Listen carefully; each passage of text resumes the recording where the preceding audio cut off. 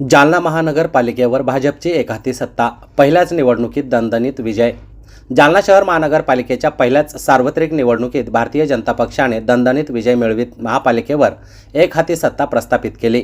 शुक्रवार दिनांक 16 जानेवारी 2025 रोजी दुपारी 4 वाजता मिळालेल्या माहितीनुसार हाती आलेल्या अधिकृत निकालानुसार भाजपने तब्बल 41 जागांवर विजय मिळविला असून बहुमताचा आकडा सहज पार केलाय।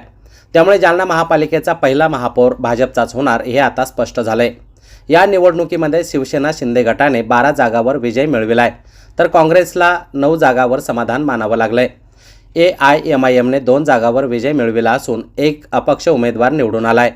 एकूण निकाल पाहता भाजपने इतर सर्व पक्षांना स्पष्टपणे मागे टाकत शहराच्या राजकारणात आपले वर्चस्व सिद्ध केलंय। महानगरपालिका घोषित झाल्यानंतर प्रथमच झालेल्या निवडणुकीकडे सर्वांचं लक्ष लागून होतं, शिवाय राज्याचे लक्ष देखील याकडे लागलं होतं।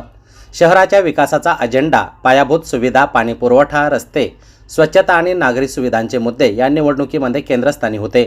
मतदारांनीही मोठ्या उत्साहात मतदान करत कौल दिला असून त्याचा थेट लाभ भाजपला मिळाल्याचं स्पष्ट झालंय। दरम्यान भाजपला स्पष्ट बहुमत मिळाले असले तरी आता पक्षांतर्गत राजकारणाला वेग येण्याची शक्यता आहे। भाजपमधील 2 प्रमुख गटापैकी महापौरपद कुणाच्या वाट्याला जाणार याकडे सर्वांचंच लक्ष लागून आहे। वरिष्ठ पातळीवरून होणाऱ्या निर्णयानंतरच महापौर पदाचा उमेदवार निश्चित होणार असून त्यासाठी इच्छुकांमध्ये हालचाली वाढल्यात। एकूणच जालना शहराच्या राजकारणात हा निकाल ऐतिहासिक मानला जात असून भाजपसाठी हा विजय आत्मविश्वास वाढविणारा आहे।